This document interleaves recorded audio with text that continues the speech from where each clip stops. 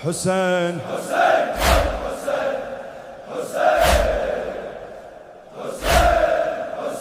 أعوذ بالله من الشيطان اللعين الرجيم. بسم الله الرحمن الرحيم والحمد لله رب العالمين. الصلاة والسلام على أشرف الأنبياء والمرسلين سيدنا ونبينا أبي القاسم محمد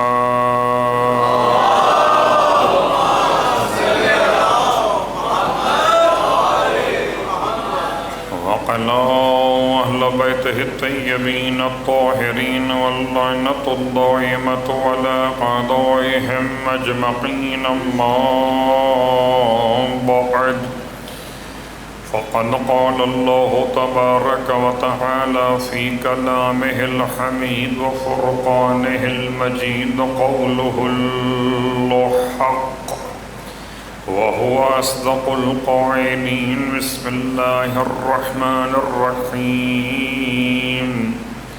وإذ يرفع إبراهيم القواعد من البيت وإسماعيل ربنا تقبل منا إنك أنت السميع العليم. ربنا واجعلنا مسلمين لك ومن ذريتنا أمة مسلمة لك وأرنا مناسكنا وتب علينا إنك أنت التواب الرحيم.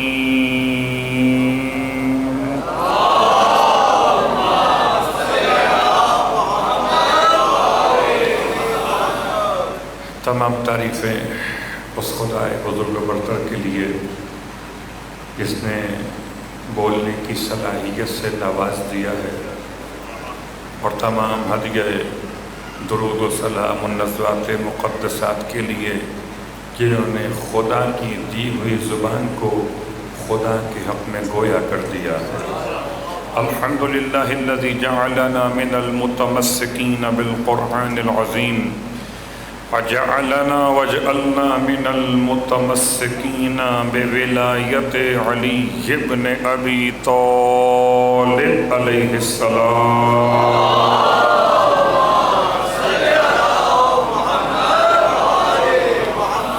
عظم اللہ اجورنا واجورکم بمصابنا بالحسین علیہ السلام وجعلنا وإياكم إن شاء الله من الطالبين بصأره مقبليه الإمام المهدي من آل محمد عليهم السلام.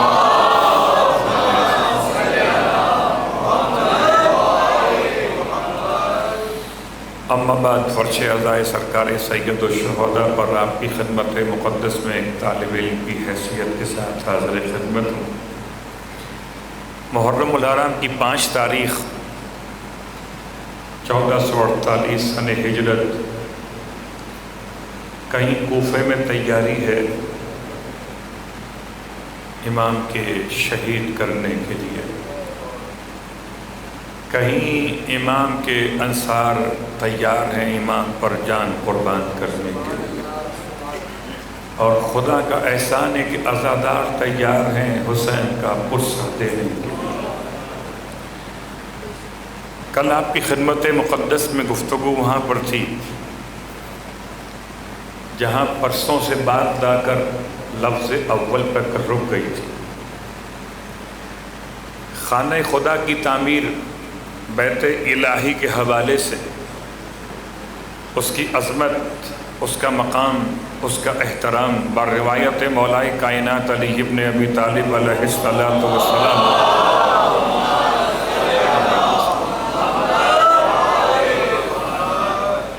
امام فرماتے ہیں کان خانہ کعبہ پر خدا کی 120 رحمتیں نازل ہو رہی ہیں، مسلسل نازل ہو رہی ہیں. جن میں 60 رحمتیں طواف کرنے والوں کے لیے، یعنی 50%، کل رحمتوں کا آدھا حصہ طواف کرنے والوں کے لیے،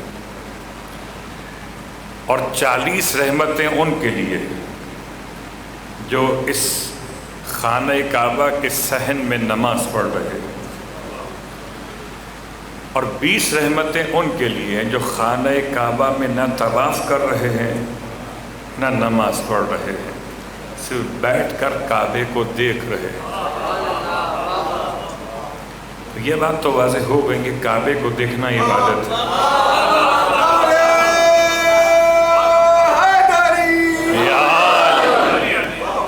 کعبے کو دیکھنا عبادت ہے، لیکن یہ کہاں لکھا ہے کہ کعبہ کعبہ کہنا بھی عبادت ہے؟ کہاں لکھا؟ اب میں کیا کروں؟ مجھے تو روایت ملتی ہے، جب سوال کیا تھا ایک خاتون نے اللہ کے رسول سے کہ یہ بتائیے کہ کیا النظر الی وجہ علی ابن ابی طالب عبادت آپ کا فرمان ہے؟ تو ارشاد میں جی میرا فرمان ہے۔ تو سوال کیا کہ کیا عبادت ایسی نہیں ہونی چاہیے تھی کہ جو ہمیشہ باقی رہے؟ وہ عبادت کہاں ہوتی ہے جو کبھی ہو کبھی نہ ہو؟ کیا مطلب کہ علی نہ رہیں گے تو کیا ہوگا؟ ارشاد فرمایا اس کا بھی انتظام ہے۔ وہ کیا ہے؟ کہ ذکر و علی عبادت۔ اللہ اکبر، علی کا ذکر بھی عبادت ہے۔ اس کے بعد سوال کیے خاتون نے کہ اگر کبھی زمانہ ایسا آ جائے کہ ذکر علی زبان سے ہو نہ سکے، پابندی لگ جائے تو کیا ہوگا؟ آپ مسکرائے، فرمایا اس کے بعد بھی انتظام ہے۔ کیا اس کے بعد کیا انتظام ہے؟ کہ حب علی عبادت۔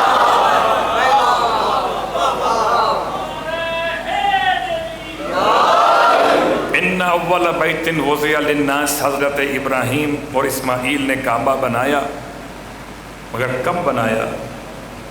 جب اس سے پہلے 3 دفعہ بن چکا تھا۔ حضرت آدم نے بنایا، حضرت آدم سے پہلے ملائکہ نے بنایا، حضرت آدم کے بعد آپ کے بیٹے جناب شیس ہیبت اللہ نے بنایا۔ ہیبت اللہ کا بنایا ہوا کعبہ چلتا رہا یہاں تک کہ حضرت نوح کا زمانہ آ گیا، اور حضرت نوح کے زمانے سے پہلے جملہ آپ کی خدمت میں عرض کر دوں کہ حضرت آدم کی جنازے کی نماز حضرت شیس علیہ السلام نے پڑھائی۔ آپ نے اپنے جانے سے پہلے انوش کو اپنا وصی بنایا، انوش نے اپنے جانے سے پہلے مہلائیل کو اپنا وصی بنایا۔ اس طرح وصایت آگے بڑھتی چلی گئی، اخنوق تک پہنچے جناب ادریس علیہ السلام، مگر کعبہ وہی چل رہا ہے۔ اتنا بڑا سانحہ کوئی ہوا نہیں جو کعبہ ٹوٹ جائے، یا کوئی ایسا بدبخت آیا نہیں جو کعبہ توڑ دے۔ 2 باتوں میں سے ایک بات ہے، کعبہ دوبارہ کیوں بنے گا؟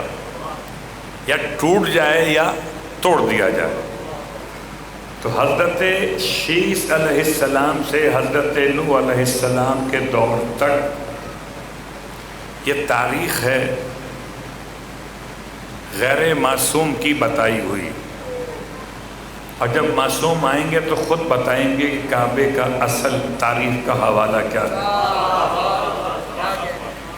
ایک بات تو واضح ہے کہ جہاں کعبہ آج ہے یہیں تھا۔ حضرت آدم سے چلا اور حضرت نوح تک کا سفر مکمل ہوا۔ حضرت نوح کا زمانہ شاید کعبہ اب بھی نہ ٹوٹتا، لیکن ایک حادثہ ہو گیا، اور حادثہ یہ ہوا کہ حضرت نوح نے پوری محنت کے بعد جب قوم نے اسلام قبول نہیں کیا سوائے 72 سے 80 لوگوں کے. آج لوگ کہتے ہیں کربلا میں کتنے تھے؟ قلت تھی نا، کثرت تو نہیں تھی. کتنی قلت تھی؟ کہ 72 تھے. تو اگر سرکار سید الشہداء کے ساتھ 72 ہوں تو پریشان نہ ہوئیے. حضرت نوح نے 950 سال تبلیغ کی تب 72 نکالے. بھیا سلسلہ ایسا ہے کہ جب بھی خالص بنیں گے تو ایسے ہی بنیں گے. 72 ہوں نہ 71 ہوں نہ 73 ہوں. ابھی مشہور فگر تو یہی صلوات پڑھے محمد و آل محمد.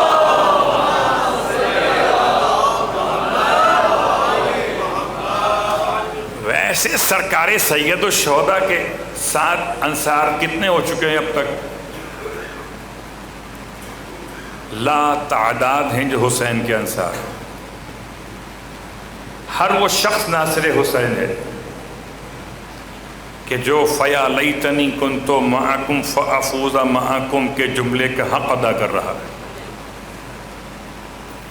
اب چاہے واقع حرہ، چاہے قیام مختار ثقفی، چاہے قیام حسن مصنع، چاہے قیام توابین، اور چاہے قیام صاحب فخر حسین ابن علی، ان تمام کے جتنی بھی تحریکیں ہیں سب کو ملا دیجیے. اور آج کے دور تک کروڑا عزادار تو ہر سال 40 پر حسین کے حرم میں آتے ہیں. فیا لیتنی کنت معکم. اور اگر یہ جملہ کسی کو مشکل لگتا ہو تو آسان جملہ ہے لبیک یا حسین. اگر وہ جملہ کسی سے زبان سے آدھا صلوات پڑھے محمد،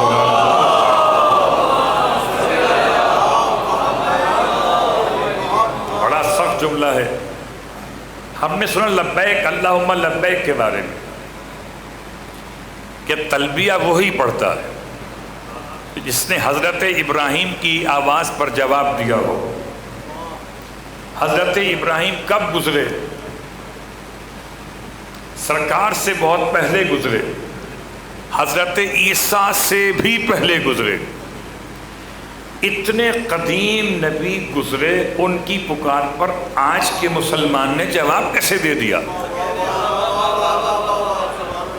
کہ آباء و اجداد کے اسلاف میں، ارحام میں جو جہاں تھا، عالم ارواح میں تھا، عالم اجسام میں تھا، جس نے جہاں جواب دیا ابراہیم کی آواز پر، اسے خدا نے لبیک کہنے کا شرف بخشا ہے.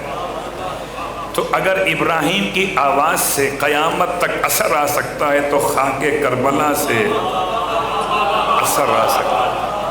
آواز تو حسین صلوات پڑھے محمد.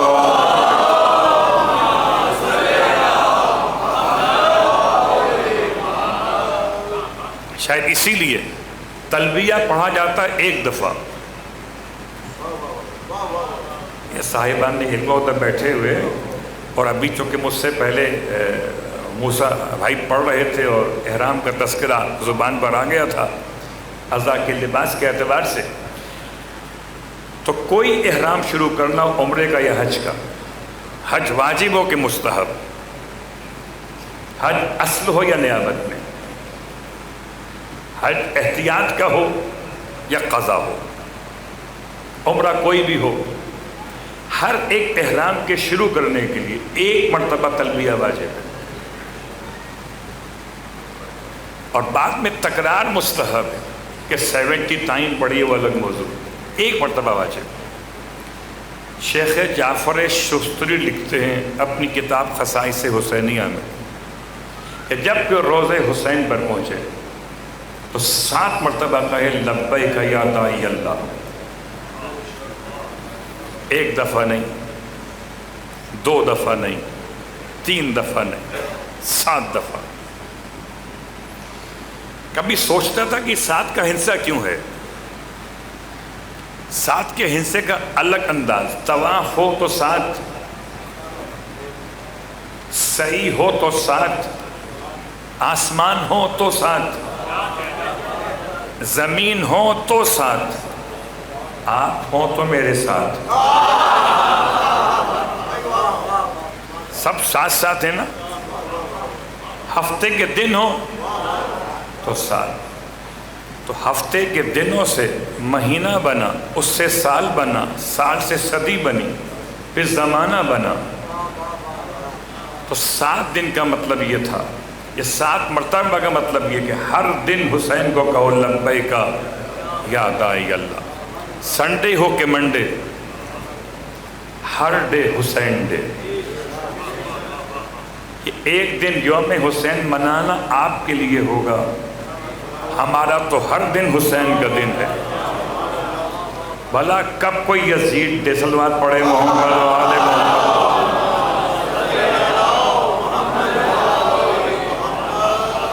تو حضرت ابراہیم نے آواز دی، مگر کب آواز دی؟ جب آپ نے کعبہ بنایا. کعبہ بنایا کب؟ جب کعبہ ٹوٹا. کعبہ ٹوٹا کب؟ تب طوفان آیا. طوفان آیا کیوں؟ اب حضرت نوح نے 950 سال تبلیغ فرمائی، اور 950 سال کی تبلیغ میں گنتی کے لوگ مسلمان ہوئے.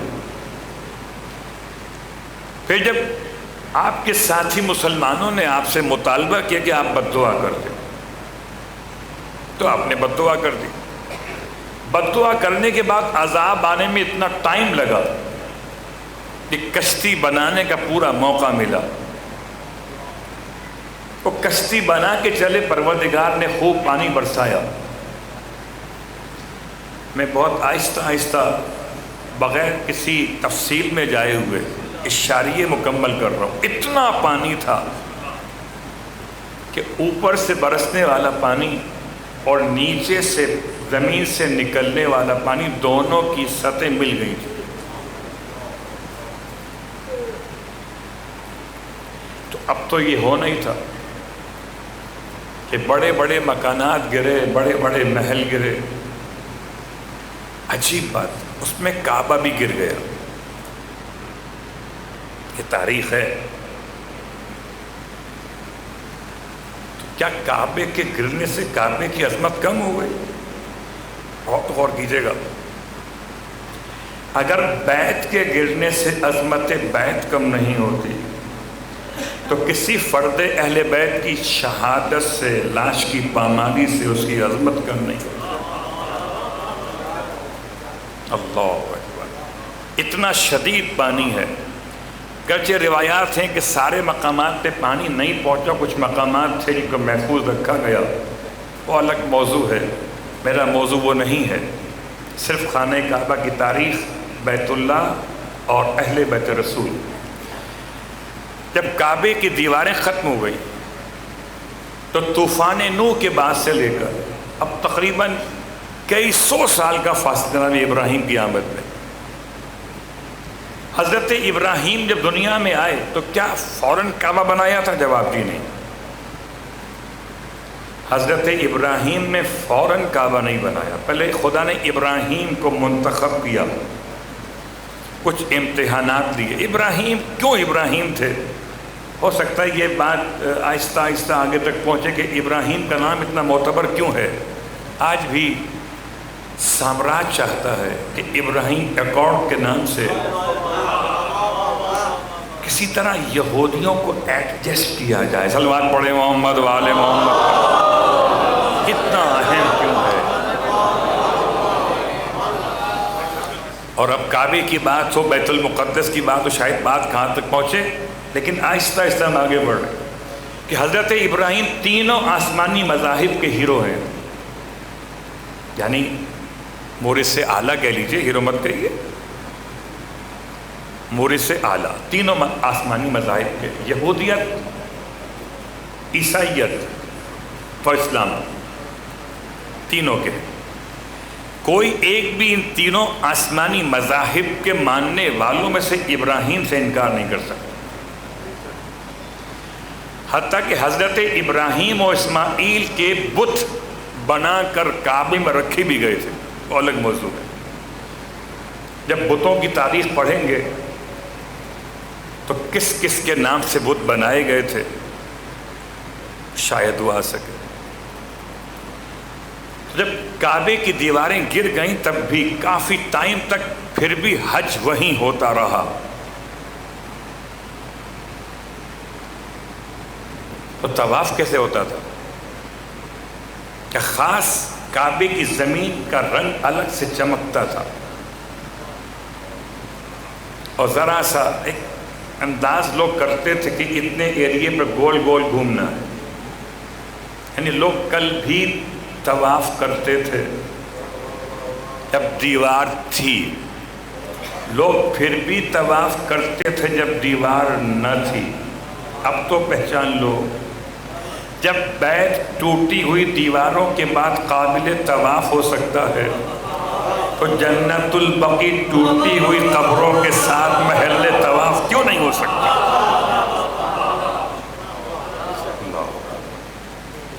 بات تو سمجھنے کی صلوات پڑھے محمد والے.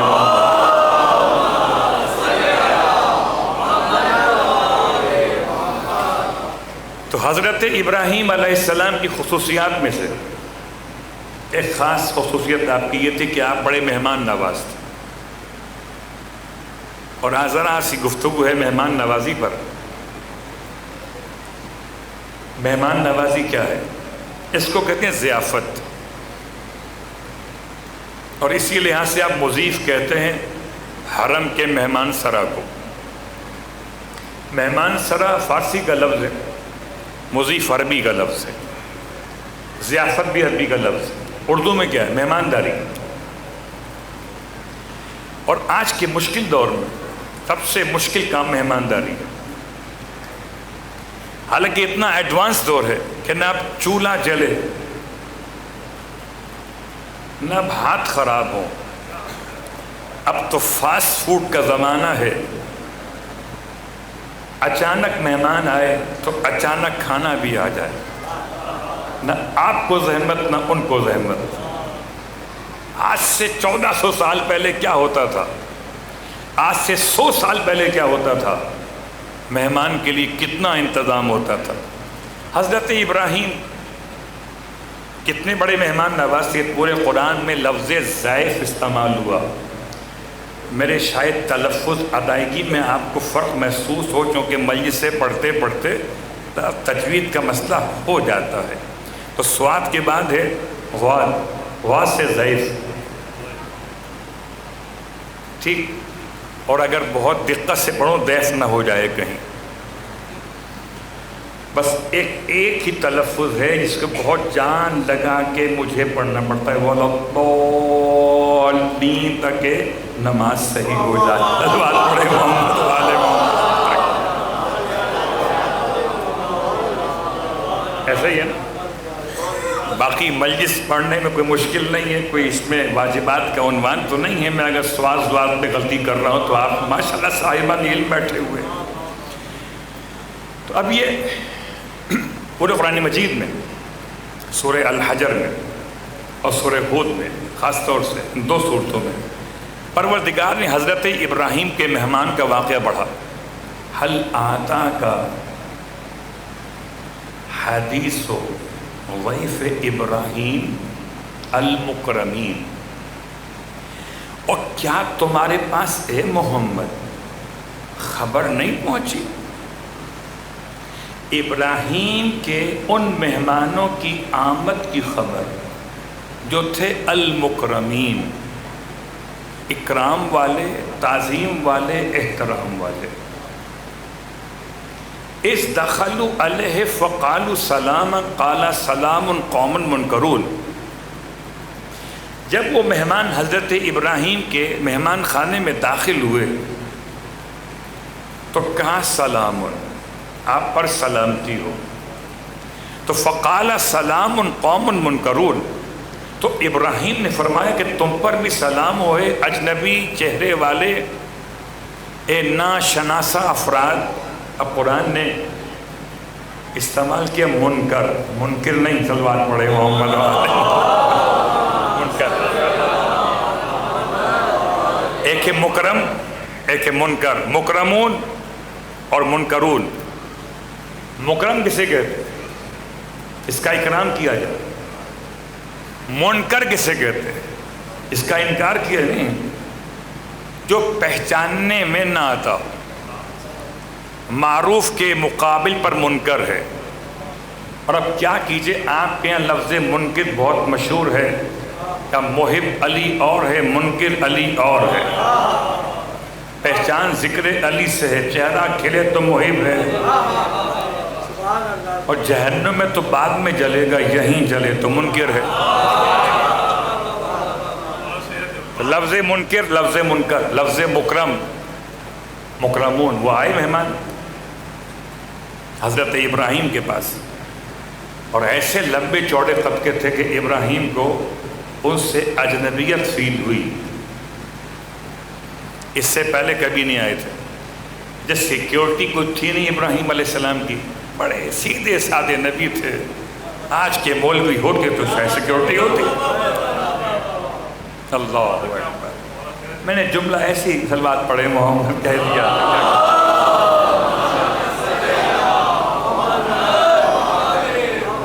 کوئی سیکیورٹی نہیں ابراہیم. ورنہ ان نون پرسنس کسی ایسی شخصی کے پاس ملنے آ جائے تو خطرناک ہے.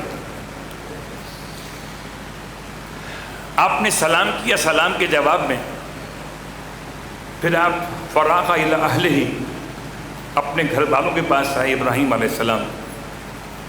فجاءہ بعجل سمین، اور پھر بہت موٹا تازہ بیل ذبح کروا کے اس کے گوشت کو بروسٹ کروا کے. اجل سمین، اجل کہتے ہیں بیل کو، سمین کہتے ہیں موٹے تازے کو. آپ مہمانوں کے لیے بڑا موٹا تازہ ایک بیل ذبح کروا کے اس کا گوشت بنوا کر لے کر آئے. ان کی وہ دیکھا ہو نا، اتنے لمبے چوڑے قد کے آئے، کچھ تو مال وال کھائیں گے. بھئی میں کیا کروں کہ میرے گھر کوئی آتا ہے تو میں دیکھتا ہوں کہ چھوٹے قد کا ہے تو کم کھائے گا، اور بڑے قد کا آ گیا زیادہ کھائے گا. میں بات کہیں اور نہ لے جاؤں، آیت سے آیت کو ملا رہا ہوں. حضرت ابراہیم مہمانوں کے لیے لکھا گوشت لے کر آئے. تو اس کا مطلب مہمانوں کے لیے بہت غور کیجیے گا، گوشت بنوا کے لانا سنت ابراہیم ہے. لوگ مجھ سے بڑی بات کرتے ہیں، مولانا اگر آپ کفارہ معاف کرا دیں تو کچھ آپ کو کھلا دیں گے. صلوات پڑھیں محمد و آل محمد.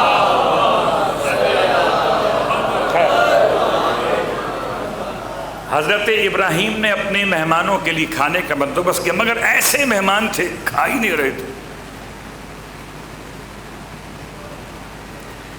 کتنے مہمان تھے فگر میں اختلاف ہے، 8 تھے کہ 8 سے کچھ زیادہ یا کم تھے، مگر تھے ایسے ہی بالکل غالباً اصحاب کہف کی فگر والا انداز ہے. لمبے چوڑے قد کے آئے تھے، اور ابھی تک ابراہیم سمجھ نہیں پائے تھے کہ یہ آنے والے ہیں کون.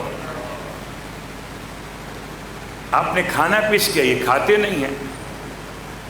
یہ بات یاد رکھیے کہ عرب میں اور اسلام میں اور تہذیب انسان میں اگر کوئی مہمان کھانا نہ کھائے تو یہ میزبان کی توہین کے برابر تھا.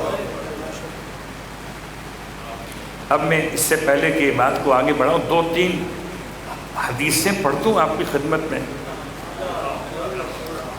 اللہ کے حبیب کا فرمان مقدس، اسرع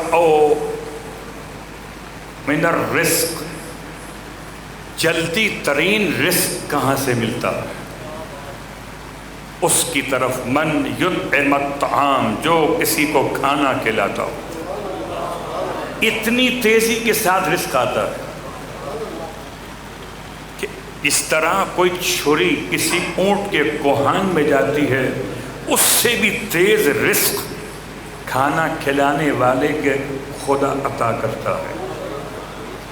یطعم الطعام، جو کھانا کھلاتا ہو اس کے یہاں رزق بڑی تیزی کے ساتھ آتا ہے. اللہ اکبر. غور کیجئے، اگر آپ کہیں کہ ہمارے پاس کھلانے کو کچھ ہے ہی نہیں تو چلیں آل محمد کی طرف. مہمان آ گیا، اور امام نے سوال کیا شہزادی سے کہ کھانے کو سامان ہے؟ فرمایا کچھ بھی نہیں ہے، ایک روٹی بچی ہے، آدھی روٹی بچی جناب زینب کے لیے۔ شہزادی سن رہی ہیں اور وہ اپنے حصے کی روٹی مہمان کو بھجوانا چاہتی۔ اللہ اکبر۔ یا امام جعفر صادق علیہ السلام کی روایت،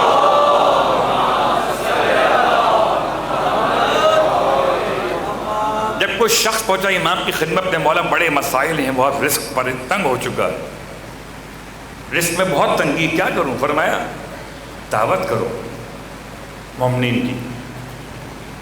کہا مولا کھانے کو نہیں، آپ دعوت کی بات کر رہے۔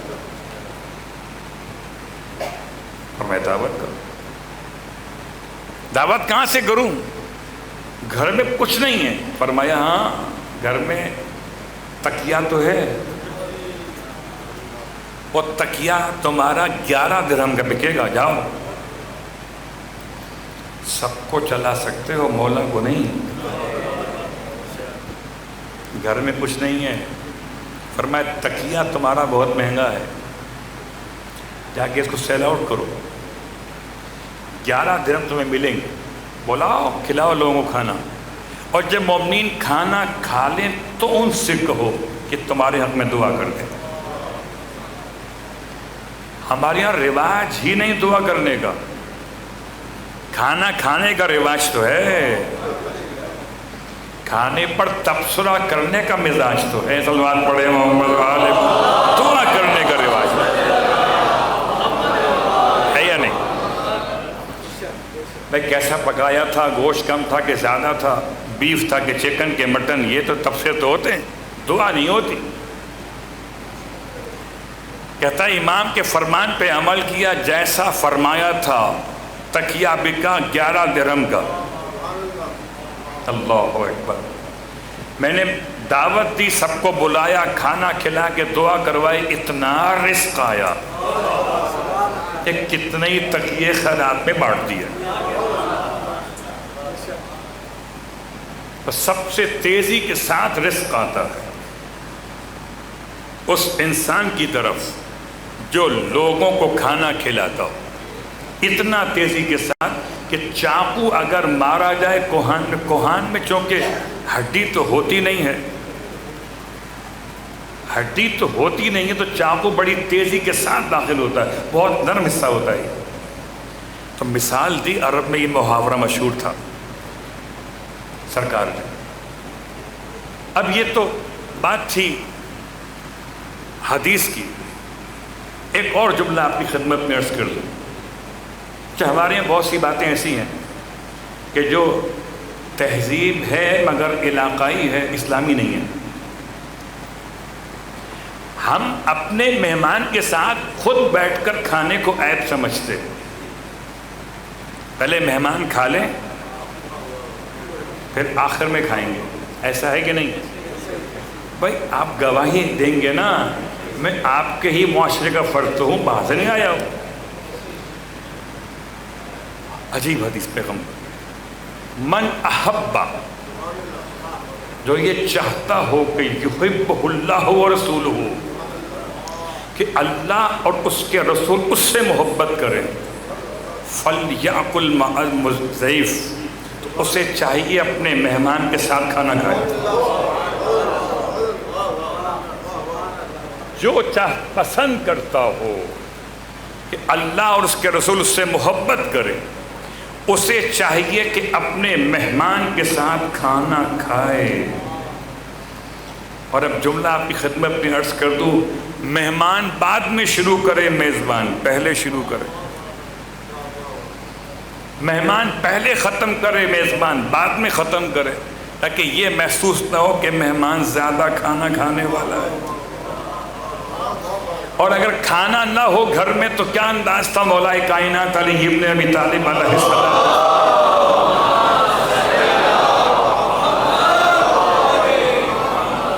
چراغ گل کر دیا، مہمان کھانا کھا رہا امام کے ساتھ، امام بیٹھے ہوئے، اب ایسا محسوس ہو رہا ہے امام کے دہن کی آواز سے جیسے امام بھی کھانا کھا رہے ہو۔ اللہ اکبر۔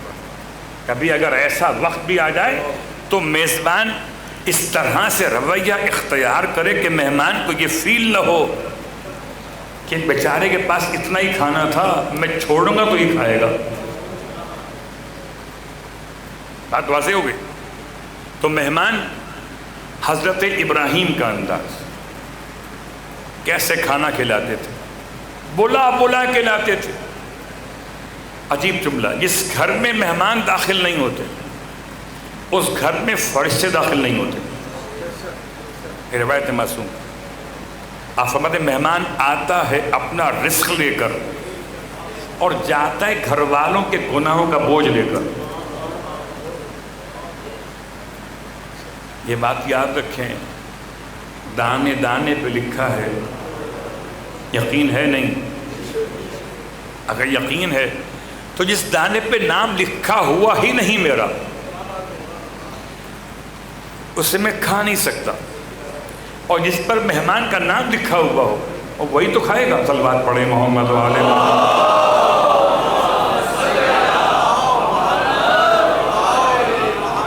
تو حضرت ابراہیم نے اپنے مہمانوں کو کھانا کھلایا، وہ کھانا نہیں کھا رہے، اب پریشان ہو گئے۔ پھر پوچھا کون ہیں؟ کہ ہم تو خدا کے فرشتے، گھبرائیے نہیں، اگر ایسے مہمان آپ کے پاس آئیں تو کیا کہنا؟ بھئی اب سارا کے سارا بھنا ہوا گوشت آپ ہی تو کھائیں گے، مہمان تو کھا ہی نہیں رہے۔ ایسے مہمان جو کھانا ہی نہ کھاتے ہو، اور کوئی پہنچ گیا مولا کے پاس کہ مولا آپ کو میں اپنے گھر انوائٹ کرنا چاہتا ہوں، دعوت دینا چاہتا ہوں، میرے گھر آئیں گے؟ میں 3 شرطیں تو آؤں گا۔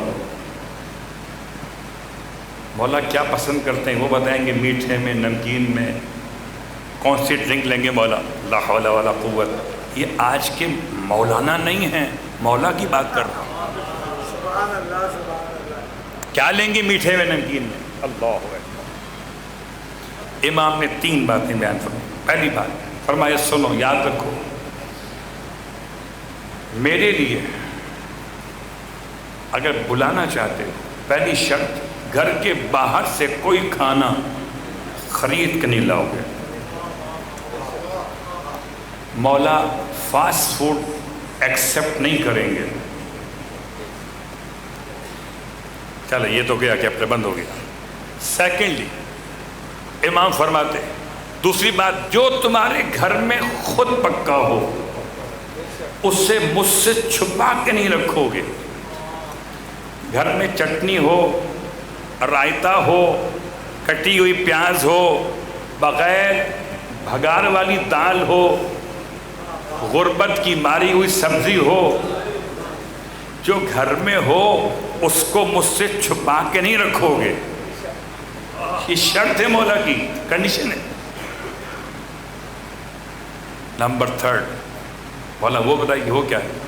کیا میری وجہ سے اپنے گھر والوں کو کسی نئے کھانے کے پکانے میں تکلیف نہیں دو گے؟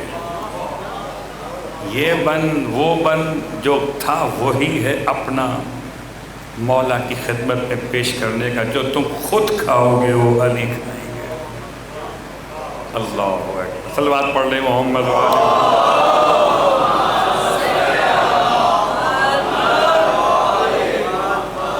حضرت ابراہیم کے بعد سے بات یہاں تک پہنچی، آپ نے کعبہ بعد میں بنایا، لیکن آپ کو خدا نے خلیل پہلے بنایا۔ اور خلیل کیوں بنایا؟ کہ آپ کے 2 عمل تھے۔ ایک یہ عمل کہ آپ مہمان نواز تھے، ایسے مہمان نواز تھے کہ کوئی مہمان آپ کے گھر سے خالی جاتا نہیں تھا، بلکہ ایسے مہمان ڈھونڈ ڈھونڈ کے مہمان کو لاتے تھے۔ اور جس دن کوئی مہمان نہیں آتا تھا آپ رنجیدہ خاطر رہتے تھے۔ بس ایک مرتبہ کوئی سر پھرا مل گیا،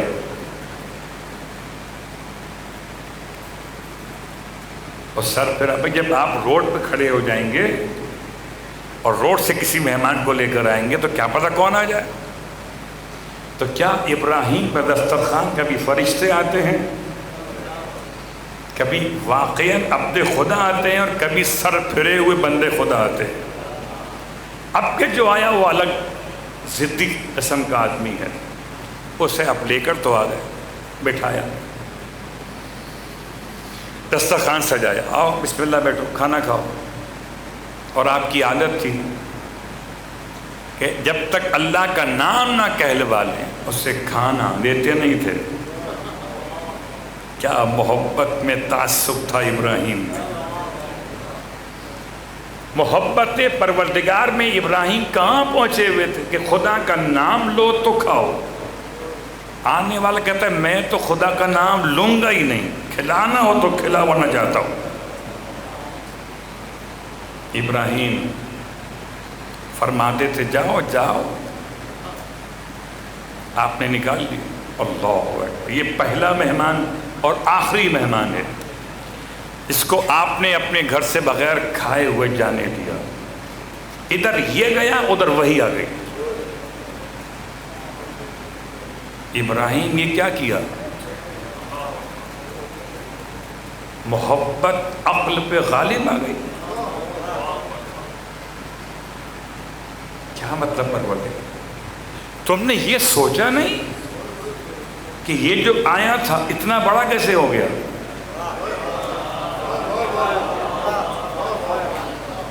اگر ہم نے اسے اپنے دسترخوان سے نہیں اٹھایا تو اتنا کھلایا اتنا بڑا ہو گیا نا۔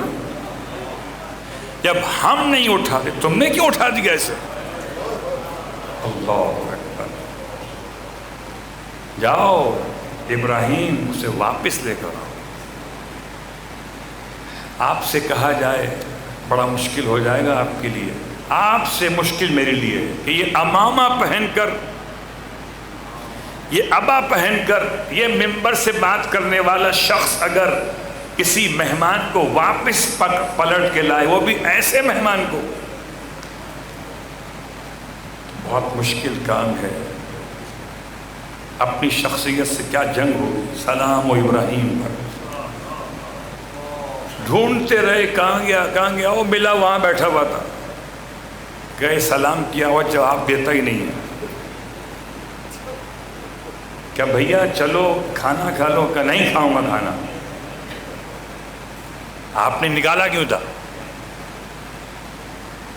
کہ کھا لو، اس خدا کے نام پہ تمہیں نکالا تھا، وہی خدا کہتا ہے کھا لو۔ اب جو اس نے خدا کا نام سنا سر جھکا لیا، کہتا ہے اس خدا کو میرا اتنا خیال ہے تو مجھے اس خدا کا کلمہ پڑھا دیجیے۔ اللہ اکبر۔ بس یہ یاد رکھیے مہمان نوازی ابراہیم، اور ایک اور آپ کا عمل تھا خاص، آج کی حد تک مکمل کروں بات کو۔ وہ عمل تھا کہ آپ شکر گزار بہت تھے، نعمت خدا پر شکر بہت کیا کرتے تھے۔ تو حضرت ابراہیم کو خدا نے خلیل بنایا، امتحانوں سے آزما کر خدا نے آپ کو امام بنایا۔ کبھی آپ کے ہاتھوں سے حیوانات کو حیات دے کر آپ کو دولت یقین سے سرفرازی عطا فرمائی۔ کبھی آپ کے بیٹے اسماعیل کا ذبح کا امتحان لے کر آپ کو مقام ذبح عظیم سے بلند کر دیا۔ تب کہیں اس قابل ہوئے کہ اس گھر کو بنائیں جس میں علی کو آنا ہے۔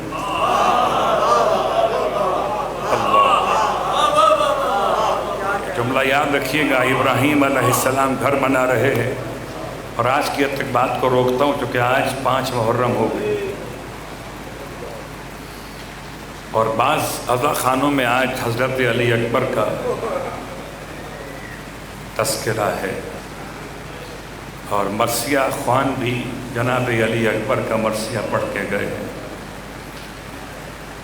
جناب علی اکبر شبیہ پیغمبر تھے، شبیہ پیغمبر ہونا آپ کا اپنا کمال نہیں ہے، یہ تو خلقت کا مسئلہ ہے، خالق خدا ہے۔ اگر خدا کسی کو کسی کی شباہت میں خلق فرمائے تو یہ اس کا مسئلہ ہے، لیکن اگر خلق میں یعنی اخلاقیات میں، اگر نطق اور سچائی میں کوئی اگر مثل محمد ہو تو یہ کمال شخصیت کا ہے۔ اور یہ کسی کو کیا معلوم تھا کربلا کے میدان میں اگر حسین نہ بتاتے۔ آپ نے جب اکبر کو روانہ کرنا چاہا تو فرمایا اللہم اشہد علی ہؤلاء القوم فقط برز الیہم غلام، اے خدا تو گواہ رہنا اس قوم پر کہ اب اس کو بھیج رہا ہوں ان کی طرف جو تیرے رسول کی شبیہ ہے، خلقاً و خلقاً و منطقاً برسولک۔ اور اس سے سخت جملہ تھا وَإِذَا كُنَّا اشْتَقْنَا إِلَى نَبِيِّكَ فَنَظَرْنَا إِلَيْهِ، اے اللہ جب بھی کبھی ہم تیرے نبی کی زیارت کے مشتاق ہوتے تھے تو اس جوان کو دیکھ لیتے تھے، اسے حسین دیکھتے ہوں، اللہ باقی سب حسین کو دیکھتے تھے اور حسین چہرے علی اکبر کو دیکھتے تھے۔ کس حد تک تھا یہ اندازہ شہادت سے پہلے بھی اور شہادت کے بعد بھی۔ شہادت سے پہلے بھی کیا انداز تھا مولا کا، اکبر کو روانہ کیا اور گھوڑے کے پیچھے پیچھے خود پیدل چلنے لگے۔ اکبر جب تک گھوڑے پر سوار تھے رفتار تیز نہ کی تھی آپ نے، تب تک تو اندازہ نہیں ہو سکا ہوگا۔ جب اکبر نے گھوڑے کی رفتار کو بڑھایا تو پیچھے کسی کے قدموں کی چھاپ کی آواز سنائی۔ اب جو پلٹ کے دیکھا پیچھے دیکھا بوڑھا باپ ہے۔ رونے والوں آپ کی مرضی ہے جتنا چاہو رونا، ایک بات یاد رکھنا حسین پیاسے بھی تھے، حسین رات کے جاگے ہوئے بھی تھے، حسین صبح سے لاشیں اٹھانے والے بھی تھے۔ اب ایسے میں کسی انسان کا دوڑنا کتنا مشکل کام ہے۔ اکبر نے گھوڑے کو روک لیا، دستے ادب باندھ کے فرماتے تھے بابا اگر اجازت نہیں ہے تو غلام واپس لوٹ آتا ہے۔ فرمایا بیٹا جاؤ، تمہیں باپ روکتا نہیں ہے، ایک کام تو کرو جب تک ممکن رہے مڑ مڑ کے باپ کو دیکھتے رہنا۔ شہادت سے پہلے بھی حسین اکبر کا چہرہ دیکھتے تھے، جملہ سنیں گے، شہادت کے بعد بھی حسین اکبر کا چہرہ دیکھتے تھے۔ لشکر یزید ہے، سروں کو لے جا رہا ہے، کٹے ہوئے سر نو کے سینہ پر ہے۔ اچانک اشقیہ نے محسوس کیا کہ عجیب بات ہے، حسین کا سر اس نیزے پر ہے۔ وہ اکبر کے سر کو جہاں رکھتے تھے نیزے پر سر خود بخود مڑ جاتا تھا۔ اللہ اکبر، میرا پڑھنا آسان ہے، آپ کا سننا آسان ہے۔ رونے والوں آپ کو پتہ ہے کہ نیزے پر سر اٹھانے کا مطلب کیا ہوتا ہے؟ یہ سر نیزے پر رکھے نہیں جاتے تھے، یہ سر نیچے پڑے تھے، اوپر سے نیزہ مارا جاتا تھا۔ یہ سمجھ سکیں تکلیف کو تو پہنچیے گا۔ اب جب نیزہ سر میں گڑ گیا، جب اکبر کا سر رکھتے تھے کہیں اور تو حسین کا سر اس نیزے کی نوک پر سے مڑ جاتا۔ اللہ اکبر، آپ نے گریہ کیا، آپ نے ماتم کیا، مجلس تمام ہو گئی، ہائے غربت حسین۔ اشقیہ نے اس کو محسوس کیا، بجائے اس کے کہ اس پر آنسو بہاتے، اس پر مولا کی محبت کا عنوان قائم کرتے ظلم کیا، کیونکہ وہ اشقیہ تھے۔ کیا ظلم کیا؟ اکبر کے سر کو اتارا نیزے پر سے اور اتار کے ایک صندوق میں بند کر دیا۔ اب حسین کا سر کبھی دائیں گھومتا تھا، کبھی بائیں گھومتا تھا، اکبر کا سر حسین کو کہیں دکھائی نہیں دیتا۔ اجرکم اللہ، رونے والے۔ ایسے میں رات آ گئی، رات کو لہو و لعب میں مشغول تھے، عیش و طرب میں تھے۔ کوئی ہوش نہ تھا جب صبح کو ہوش میں آئے دیکھا کہ سر حسین نو کے سینہ پر نہیں. پورے اشکیاء میں ہلچل مچ گئی. یہ سر حسین کون لے گیا؟ کہاں چلا گیا؟ بڑا ڈھونڈا کہیں نہ ملا. کچھ سمجھ میں نہ آیا تو شمر نے تازیانہ اٹھایا سید سجاد کے پاس. رونے والوں یہ ملعون مارتا پہلے تھا پوچھتا بعد میں تھا. اتنا مارا سید سجاد کو، مار مار کے کہتا تھا بتاؤ سجاد بابا کا سر کہاں چلا گیا؟ امام نے فرمایا ظالموں اتنا بتا دو میرے بھائی کا سر کہاں رکھ دیا؟ جہاں اکبر کا سر ہوگا وہیں حسین کا سر. بس رونے والوں آخری جملے آپ نے گریہ کیا، مجلس تمام ہو گئی. جب وہ صندوق کھولا گیا عجیب منظر تھا. رونے والوں صندوق جب کھولا گیا عجیب منظر تھا. اکبر کے سر کے سامنے حسین کا سر تھا. باپ کا سر بیٹے کے سر کو دیکھے چلا جاتا تھا. ہائے غربت حسین اجرکم علی اللہ. رونے والوں میں نے باپ کے حوالے سے جملہ پڑھ دیا. ایک جملہ ماں کے حوالے سے پڑھ دوں تو ایک پرسہ میں دے دوں اکبر کی ماں کو بھی تو نا. خدا کسی ماں کو دیکھیے کوئی بچہ کتنا ہی بدصورت ہی کیوں نہ ہو زمانے کے لیے، ماں کے لیے تو خوبصورت ہوتا ہے. اور جب اکبر ہو اکبر سے بہتر تو صورت کسی کی ہو. دو مرحلے کھل لیجیے. ایک مرحلہ ہو جہاں حضرت ام لیلا سکتے کے عالم میں آ گئی. بڑا سکتہ آپ پر ہوا. اتنا شدید سکتہ تھا کہ آنکھوں سے آنسو بہے جاتے تھے. زبان سے کچھ بول نہیں پا رہی تھی. بس آپ کی نگاہیں مسلسل ایک سمت اٹھی ہوئی تھی. جناب زینب نے ساری ماؤں کو سنبھالا ہے نا. اکبر کی ماں کے پاس آئیں، شانے پر ہاتھ رکھا بھابھی صبر کیجئے. جناب ام لیلا نے اشارے سے ایک مقام کی طرف دکھایا. عجیب منظر تھا. جب جناب زینب نے پلٹ کر دیکھا فرات کا کنارہ ہے. فرات کے کنارے پر قاتل علی اکبر ہے. اکبر کا سر بالوں سے پکڑے ہوئے فرات کے کنارے بیٹھا ہوا پانی اٹھا کے اکبر کے منہ میں مارتا جاتا ہے. اکبر کی ماں کا جملہ بس شہزادی میں نے بڑا صبر کیا. مجھے اکبر کا بچپنا یاد آ گیا. ارے کبھی ایک زمانہ تھا اکبر کا چہرہ میں اپنے ہاتھوں سے دھلاتے. آئے علی اکبر آج قاتل کے ہاتھ میں.